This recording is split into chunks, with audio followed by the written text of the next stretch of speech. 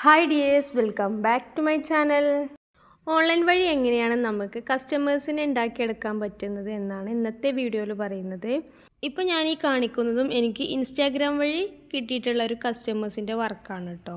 അപ്പോൾ ഇതൊക്കെ എങ്ങനെയാണ് കിട്ടിയിട്ടുള്ളതെന്നും എങ്ങനെയാണ് നമ്മൾ ഓൺലൈൻ കസ്റ്റമേഴ്സിനെ ഡീൽ ചെയ്യേണ്ടതെന്നൊക്കെയാണ് ഇന്നത്തെ വീഡിയോയിൽ പറഞ്ഞിട്ട് പോകുന്നത്. അപ്പോൾ വീഡിയോ ആരും സ്കിപ്പ് ചെയ്യാതെ മുഴുവനായിട്ടും കാണാൻ ശ്രമിക്കുക. എനിക്ക് ഓൺലൈൻ കസ്റ്റമേഴ്സിനെ കിട്ടുന്നത് ഇൻസ്റ്റാഗ്രാം, യൂട്യൂബ് ഇതിലൂടെയാണ് കേട്ടോ. മെയിനായിട്ടും ഇൻസ്റ്റാഗ്രാം തന്നെയാണ്. ഇൻസ്റ്റാഗ്രാമിൽ അത്യാവശ്യം നല്ല ഫോളോവേഴ്സുള്ള അക്കൗണ്ടാണ്. അപ്പോൾ അതിലൂടെ തന്നെ ഞാൻ ചെയ്യുന്ന എൻ്റെ വർക്കുകളൊക്കെ ഞാൻ ചെറിയ റീൽസായിട്ടും ഷോർട്സായിട്ടൊക്കെ അതിൽ അപ്ലോഡ് ചെയ്യാറുണ്ട് കേട്ടോ. അപ്പോൾ ഇത് കണ്ടിട്ടാണ് ഓരോ കസ്റ്റമേഴ്സും എൻ്റെ അടുത്തേക്ക് വരാറുള്ളത്. അപ്പം നമുക്ക് ഇൻസ്റ്റാഗ്രാം വഴി തന്നെയാണ് ഞാൻ ഓർഡേഴ്സും എടുക്കാറുള്ളത്.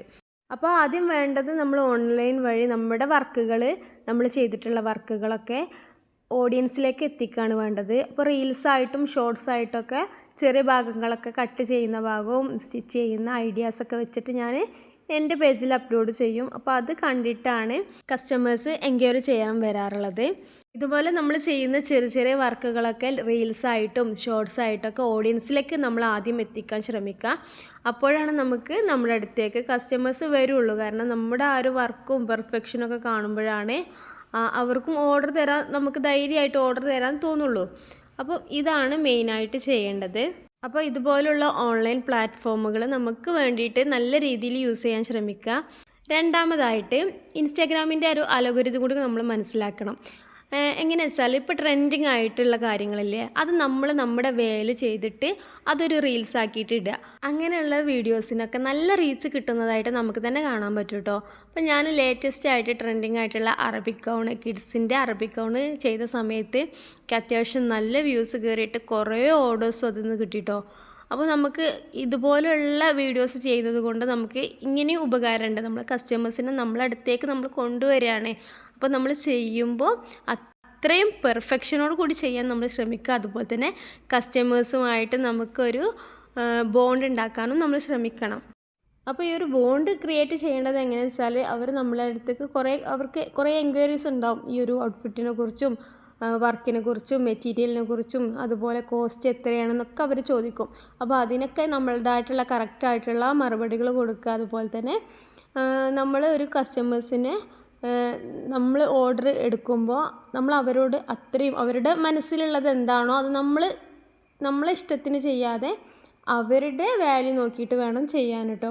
അപ്പോൾ ഇത് എനിക്ക് 2-3 മിസ്റ്റേക്കുകൾ ഇതിൽ പറ്റിയിട്ടുണ്ടായിരുന്നു. ഇങ്ങനെ ഫസ്റ്റ് നമ്മൾ എടുക്കുന്ന സമയത്ത് അവർ നമ്മളെ ഇഷ്ടത്തിനനുസരിച്ച് ചെയ്യാനൊക്കെ പറയും. പക്ഷെ നമ്മൾ അതല്ല വേണ്ടത്, നമ്മളെ ഇഷ്ടമാവില്ല, അവരുടെ ഇഷ്ടം. അപ്പോൾ സ്റ്റിച്ച് ചെയ്ത് കഴിഞ്ഞിട്ട് പിന്നെ അവർ ഇങ്ങനെയല്ല ഞാൻ വിചാരിച്ചത്, അങ്ങനെയായിരുന്നു എന്നൊക്കെ പറഞ്ഞ്, അപ്പോൾ നമ്മൾ സ്റ്റിച്ച് ചെയ്ത് കഴിഞ്ഞതിന് ശേഷം നമുക്കൊരു ബുദ്ധിമുട്ടാണല്ലോ. അപ്പോൾ അത് നമ്മൾ ആദ്യം തന്നെ ക്ലിയർ ചെയ്യണം. അവരുടെ മനസ്സ് എന്താണോ അത് നമ്മൾ മനസ്സിലാക്കണം. അവരുടെ മനസ്സിലുള്ള ഒരു ഡിസൈൻ ഉണ്ടാവില്ലേ, അത് നമ്മൾ മനസ്സിലാക്കിയതിന് ശേഷമാണ് നമ്മൾ പിന്നെയും അവരുടെ അടുത്തത് ചോദിക്കണം കേട്ടോ. ഇങ്ങനെയാണോ അങ്ങനെയാണോ എന്നൊക്കെ ക്ലിയർ ചെയ്തതിന് ശേഷം മാത്രമാണ് ഞാനൊരു ഓർഡർ എടുക്കാറുള്ളത്. പിന്നെ ഇതുപോലെ ഓർഡർ കൺഫേം ആക്കിയതിന് ശേഷം മെഷർമെൻറ്റ്സൊക്കെ ഞാൻ അവരോട് തന്നെ അയച്ചു തരാനാണ് പറയാറുള്ളത്. ഇപ്പോൾ കുട്ടികളുടെയൊക്കെ ആണെങ്കിൽ അവർ 5 വയസ്സായ കുട്ടികൾക്കാണെന്ന് പറഞ്ഞാലും ആ കുട്ടികളുടെ ഒരു മെഷർമെൻറ്റ്സ് എടുത്തിട്ട് അയക്കുമ്പോൾ നമുക്കൊന്നും കൂടി ഒരു കംഫർട്ടാണ് കേട്ടോ സ്റ്റിച്ച് ചെയ്യാനായിട്ട്.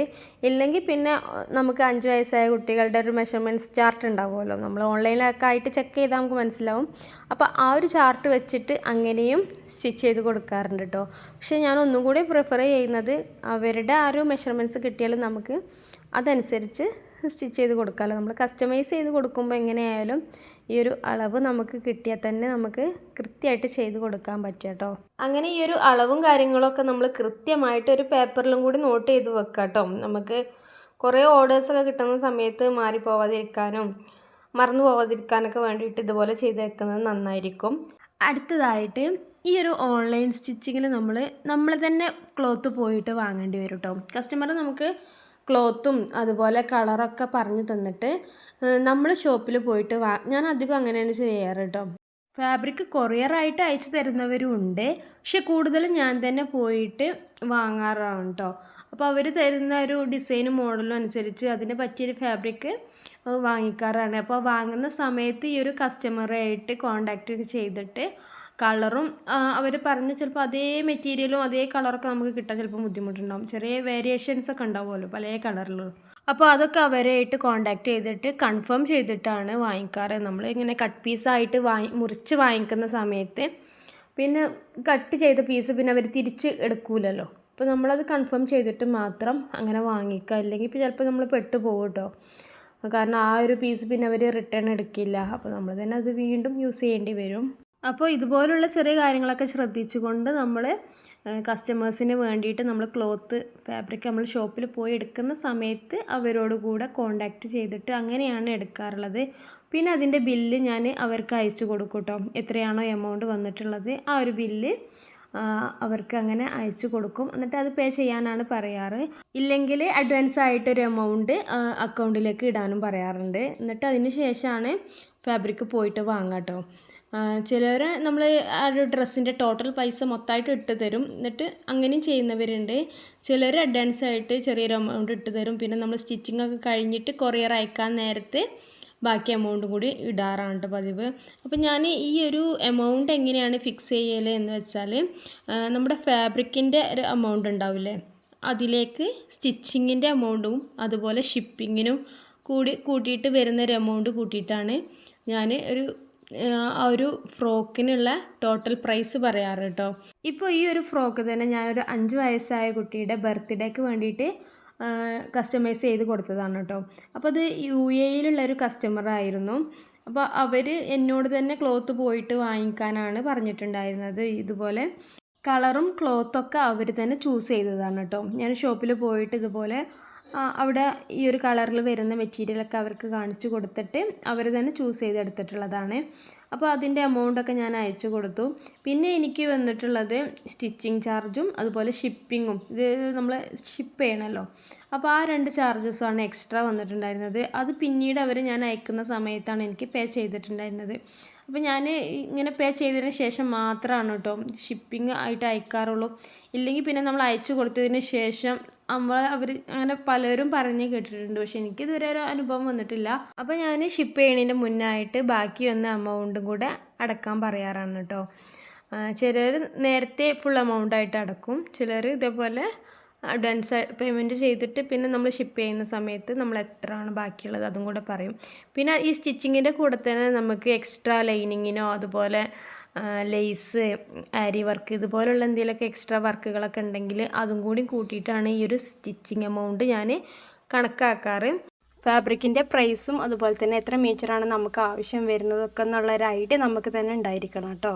ഓരോ എക്സ്ട്രാ വർക്ക് ചെയ്യുന്നതിനനുസരിച്ചും ഈ ഒരു സ്റ്റിച്ചിങ് എമൗണ്ടിലേക്ക് ആഡ് ചെയ്ത് കൊടുക്കുകയാണ് കേട്ടോ. അപ്പം പല ഫ്രോക്കിനും പല റേറ്റ് ആയിരിക്കും. ഇതിൽ തന്നെ ബാക്കിൽ അത്യാവശ്യം നല്ല ബോ വെച്ചിട്ട് ഹാങ്ങിങ് ഒക്കെ ആയിട്ട് ചെയ്തിട്ടുണ്ട്. അതുപോലെ തന്നെ ഹെയറിലേക്കൊരു ബോ ചെയ്തിട്ടുണ്ട്. സ്ലീവ്സിന് 2 സ്ലീവ്സിൽ ഒരു ഗ്ലൗസ് പോലെ ചെയ്തിട്ടുണ്ട്. അതൊക്കെ അവർ ബർത്ത്ഡേ ഫ്രോക്കൊക്കെ ഉള്ള ഒരു ഇതായിട്ടാണ്. അപ്പോൾ നമ്മൾ ഈ ഒരു ഫ്രോക്കിൻ്റെ സ്റ്റിച്ചിങ് ചാർജിൻ്റെ എമൗണ്ടിനോട് കൂടിയിട്ട് ഇതും കൂടി കൂട്ടിയിട്ടാണ് അതിൻ്റെ കൂടെ തന്നെ ഷിപ്പിംഗ് കൂടി ആഡ് ചെയ്തിട്ടാണ് ഈ ഒരു എമൗണ്ട് ഞാൻ ഫിക്സ് ആക്കാറ്.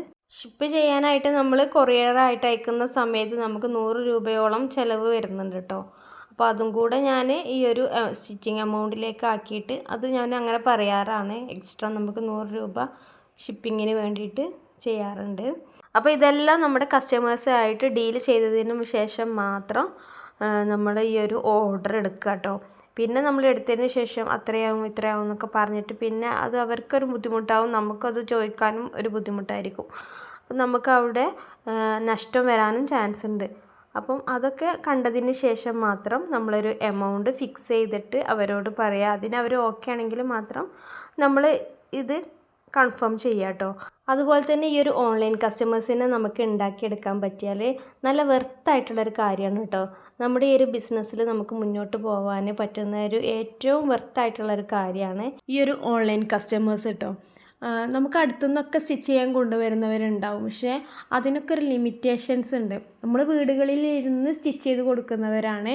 അതുപോലെ തന്നെ നമ്മൾ പുറത്തേക്കൊന്നും അധികം അങ്ങനെ ചെയ്യാത്തവരൊക്കെ ആയിരിക്കും. പക്ഷേ ഈ ഒരു ഓൺലൈൻ കസ്റ്റമേഴ്സ് നമ്മളെ അറിഞ്ഞു വരുമ്പോൾ നമ്മുടെ ആ ഒരു വർക്കും ആ ഒരു പ്രൊഫഷനൊക്കെ കണ്ടിട്ട് അറിഞ്ഞു വരുന്നവരായിരിക്കും.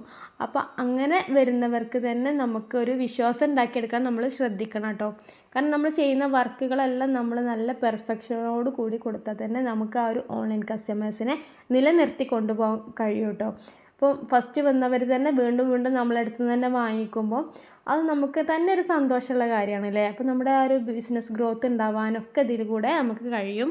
എല്ലാത്തിനും പുറമെ നമ്മൾ ചെയ്തിട്ടുള്ള ആ ഒരു വർക്ക് കസ്റ്റമേഴ്സ് ഇട്ട് കാണുമ്പോൾ ഉള്ള ഒരു സാറ്റിസ്ഫാക്ഷനും എല്ലാം കൂടെ നമ്മുടെ ആ ഒരു ബിസിനസ് നമുക്ക് വളർത്തി കൊണ്ടുപോകാനേ ഒരു പ്രചോദനമാണ് കേട്ടോ. അപ്പോൾ ഇതുപോലെ തുടങ്ങണം എന്ന് ആഗ്രഹിക്കുന്നവർ എന്തായാലും മസ്റ്റായിട്ടും പെട്ടെന്ന് നമ്മൾ ഇരുന്നിട്ട് കാര്യമില്ല, നമ്മളാരും പുഷ് ചെയ്യാനോ ഒന്നും ഉണ്ടാവില്ല, നമ്മൾ തന്നെ ഇതിനെ ഇറങ്ങി പുറപ്പെടണം. അപ്പം അങ്ങനെയൊക്കെ ആഗ്രഹിക്കുന്നവർ എന്തായാലും ഈ ഒരു ഫീൽഡിലേക്ക് കടന്നു വരണം തന്നെയാണ് കേട്ടോ ഞാൻ പറയുന്നത്. പെട്ടെന്ന് ഒരു ദിവസം കൊണ്ട് കസ്റ്റമേഴ്സും പ്രോഫിറ്റും ഒന്നും ഉണ്ടാവില്ല. പതുക്കെ പതുക്കെ പതുക്കെ നമ്മൾ ആ ഒരു നമ്മുടെ എയിമിലേക്ക് എത്തിച്ചേരണം, അത്രയാണ് എനിക്ക് പറയാനുള്ളത്. അപ്പോൾ ഈ ഒരു വീഡിയോ ഇഷ്ടപ്പെട്ടെങ്കിൽ ലൈക്ക് ചെയ്യാനും ഷെയർ ചെയ്യാനും മറക്കരുത്. Thank you for watching. By.